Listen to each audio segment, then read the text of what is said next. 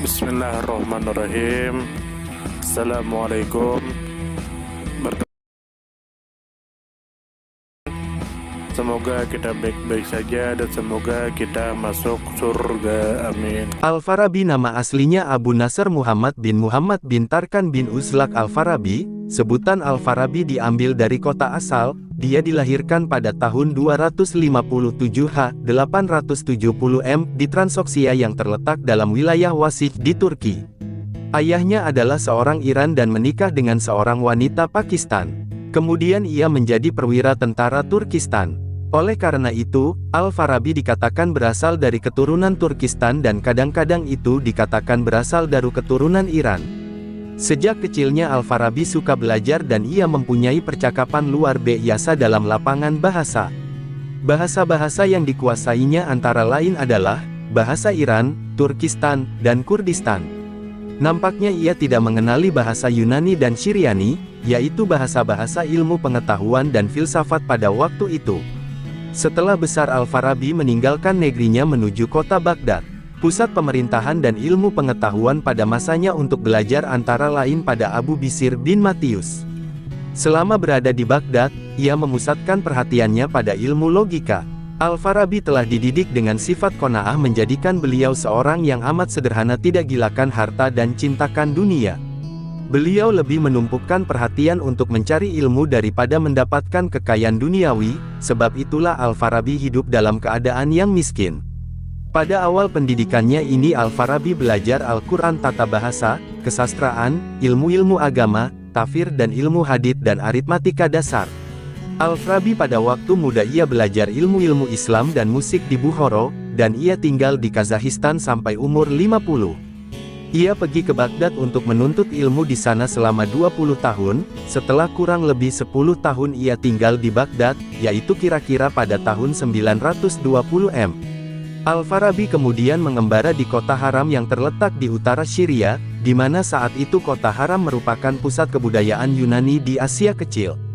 Ia kemudian belajar filsafat dari filosof Kristen terkenal yang bernama Yuhanna bin Jilad.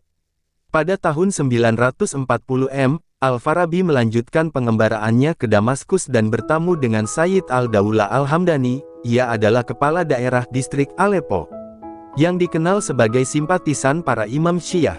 Kemudian Al-Farabi wafat di kota Damaskus pada usia 80 tahun, rayap 339 Desember tahun 950 Masehi, di masa pemerintahan Khalifah Al-Muti, masih dinasti Abbasiyah. Al-Farabi adalah seorang komentator filsafat Yunani yang ulung di dunia Islam. Meskipun kemungkinan besar ia tidak berbahasa Yunani, ia mengenal para filsuf Yunani, Plato, Aristoteles dan Plotinus dengan baik. Belajar stimulus respon adalah kegiatan belajar yang berbentuk menjalin hubungan antara suatu rangsangan dengan respons atau jawaban, seperti mengikuti perintah dan larangan guru sampai dengan yang lebih sukar atau kompleks seperti menjawab pertanyaan atau memecahkan suatu masalah yang diberikan guru. 3. Rangkaian kegiatan, seperti belajar menggunakan mesin jahit, memasukkan benang, menyetel kedudukan jarum, meletakkan kain, memutar roda pemutar, meluruskan jahitan dan sebagainya. Dalam belajar tipe ini siswa belajar mengusai keseluruhan rangkaian kegiatan dari awal sampai akhir tanpa ada yang terlewat. 4. Belajar hubungan verbal, dimulai dengan mengenal hubungan antara sebuah benda dengan namanya contoh, bunga itu indah. 5. Belajar membedakan, sebenarnya berisi pengenalan ciri-ciri atau sifat-sifat sesuatu. Atas dasar kesamaan dan perbedaan itu, maka anak belajar mengkategorikan. 6. Belajar konsep, suatu konsep disimpulkan dari berbagai situasi, peristiwa, ucapan, dan pemberiannya. Konsep ini berkembang, sejalan dengan pengalaman-pengalaman selanjutnya dalam situasi, peristiwa, perlakuan ataupun kegiatan yang lain, baik yang diperoleh dari bacaan ataupun pengalaman langsung. 7. Belajar aturan atau hukum-hukum, dimulai dengan aturan sederhana yang dialaminya di rumah dan di sekolah. Kemudian anak belajar aturan yang lebih formal dan kompleks yang berkenaan dengan kehidupan manusia, seperti aturan atau hukum berlalu lintas, pemeliharaan lingkungan, d. 8. Tahap belajar yang lebih tinggi menurut Gagne adalah belajar pemecahan masalah. Dalam tipe belajar ini siswa dihadapkan pada masalah-masalah yang harus dipecahkannya. Pemecahan masalah dapat dilakukan secara kelompok atau individual. Kegiatan belajar pemecahan masalah biasanya meliputi 5 langkah, yaitu, mengidentifikasi masalah, merumuskan dan membatasi masalah, menyusun pertanyaan-pertanyaan, mengumpulkan data dan merumuskan jawaban atas pertanyaan-pertanyaan serta kesimpulan. Kegiatan belajar mengajar memang merupakan dua hal yang tidak bisa dipisahkan, sebab siswa melakukan kegiatan belajar karena guru mengajar atau guru mengajar agar siswa belajar. Oleh karena keduanya merupakan suatu keterpaduan, maka pendekatan atau metode mengajar yang digunakan oleh guru menentukan kegiatan belajar yang dilakukan oleh siswa. Metode yang digunakan seperti 1. Mengajar secara ekspositori. Dalam pendekatan ini guru berperan lebih aktif dibanding siswa-siswanya. Metode mengajar yang biasa digunakan dalam pengajaran ekspositori adalah metode ceramah dan demonstrasi. 2. Mengajar dengan mengaktifkan siswa. Berbeda dengan kegiatan mengajar yang bersifat ekspositori, dalam pelaksanaan kegiatan mengajar ini siswa yang lebih aktif, guru hanya memberi petunjuk, mengarahkan, menguasai dan memberi evaluasi. Dalam metode seperti ini yang digunakan dalam pengajaran seperti metode diskusi, metode pemecahan kelompok, metode pemecahan masalah dan metode latihan. C. Prinsip-prinsip belajar dan pengajaran. Ada beberapa prinsip pengajaran yang secara relatif berlaku umum, diantaranya adalah prinsip perkembangan, perbedaan, individu, minat dan kebutuhan, aktivitas, serta motivasi. 1. Prinsip perkembangan, siswa yang diajar di kelas sedang berada dalam proses perkembangan dan akan terus berkembang. Sehubungan dengan perkembangan ini maka kemampuan anak pada setiap jenjang usia dan tingkat kelas berbeda-beda. Pada waktu memilih bahan dan metode mengajar, guru hendaknya memperhatikan dan menyesuaikan dengan kemampuan anak-anak tersebut. Seorang guru hendaknya cukup mengerti dan bersabar, apabila pada suatu saat seorang siswa belum memperlihatkan kemajuannya. Mungkin 1 atau 2 minggu berikutnya anak akan memperlihatkan kemajuan yang cepat. 2. Prinsip perbedaan individu, seorang guru yang menghadapi 40 orang siswa di kelas, sebenarnya bukan hanya menghadapi ciri-ciri satu kelas siswa, tetapi juga menghadapi 40 perangkat ciri-ciri siswa. 2. Belajar stimulus. Pandangan falsafahnya yang kritikal telah meletakkannya sebaris dengan filsafah Islam. Beliau juga dikenali sebagai Aristotle kedua. Bagi Al-Farabi ilmu adalah segala-galanya dan para ilmuwan harus diletakkan pada kedudukan yang tertinggi dalam pemerintahan sebuah negara. Pandangan Al-Farabi ini sebenarnya mempunyai persamaan dengan falsafah dan ajaran Konfusius yang meletakkan golongan ilmuwan pada tingkat hierarki yang tertinggi di dalam sistem sosial sebuah negara. Al-Farabi juga mengemukakan banyak pandangan yang mendahului zamannya. Antaranya beliau menyatakan bahwa keadilan itu merupakan sifat semula jadi manusia, manakala pertarungan yang berlaku antara manusia merupakan gejala sifat manusia semula tersebut.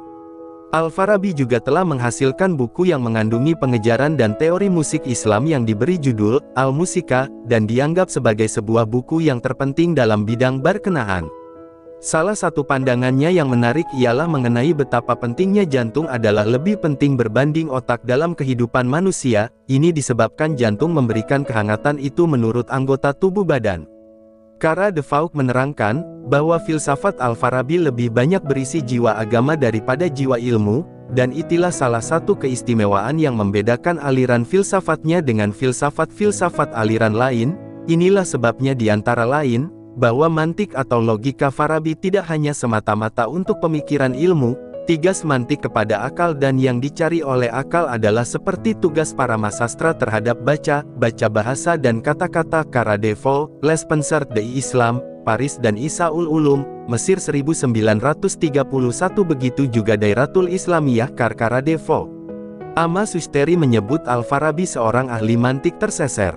Dalam menyusun persoalan-persoalan metafisika ia selalu mendasarkan keterangan-keterangan kepada logika, pikiran hukum dan ilmu pengetahuan yang tidak perlu selalu bersamaan. Ilmu mantik digunakan untuk mempelajari pokok-pokok ilmu pengetahuan yang tidak dikenal daripada sudah diketahui, sehingga dapat diadakan perbedaan yang nyata dari yang tidak nyata dan yang baik dari yang tidak baik, sebagai petunjuk untuk memperoleh kegembiraan dan kesempurnaan dari jiwa manusia.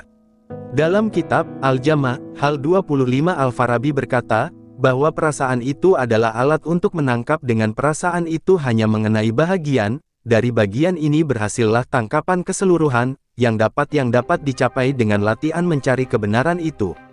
Oleh karena itu Al-Farabi memandang, bahwa ilmu logika itu lebih bersifat seni daripada bersifat umum. Pada umumnya tujuan logika itu adalah supaya dapat mengoreksi pikiran seseorang untuk mendapatkan kebenaran.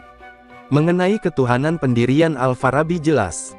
Dengan mantiknya ia mencari pencipta dalam bidang metafisika, menetapkan perkara baharu, hadith, dan perkara abadi kadim. Ia berpendirian, bahwa seluruh yang ada, maujud tidak terlepas daripada keadaan, yaitu wajibul wujud atau mumkinul wujud, tidak ada lain di luar perkara ini. Yang mumkinul wujud lahir dengan sebab. Sedang yang mujibul wujud sudah ada dengan tidak ada sebab, memiliki kesanggupan mencipta dalam keseluruhan sejak azali, berdiri sendiri, tidak berubah dari zaman ke zaman, baginya kembali seluruh akal, seluruh dapat dipikiran dan yang memikirkannya semuanya itu baginya kembali ke puncak segala kesempurnaan, segala keindahan dan kecantikannya, baginya kembali secara rahasia, tidak dapat dijelaskan dengan bukti, karena ia sendiri merupakan bukti seluruh alam. Ia adalah orang yang pertama bagi semua yang maujud dan ia sendiri yang dapat mengetahui intisari zatnya. Wajibul wujud itu dengan segala keterangan tak dapat hanya satu tunggal dan tidak ada yang sama dengan dia. Jika ada yang sama, tentulah bersamaan pula dalam segala zatnya.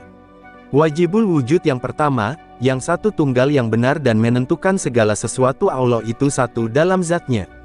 Daftar Pustaka 1. Asmin, Yudian, Pengantar Filsafat Islam, Bumi Aksara, Jakarta, 1996. 2. Bakar, Abu, Aceh Sejarah Filsafat Islam, Solo, 1991. 3. Matkur Ibrahim, Aliran Deunveore Filsafat Islam, Bumi Aksara, Jakarta, 1995. 4. Madruki, Ibrahim, Filsafat Islam Metode dan Penerapan, Jakarta, 1988. 5. Mustafa, H.A., Filsafat Islam, CV, Pustaka Setia, Jakarta, 2007.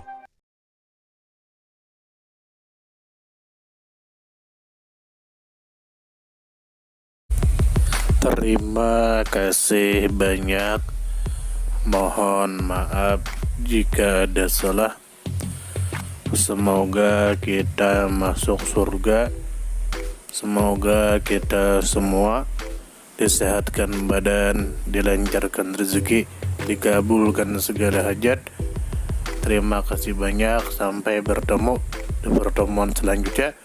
Salam damai. Terima kasih. Semoga kita baik-baik saja. Mohon maaf. Terima kasih. Semoga kita baik-baik saja. Mohon maaf.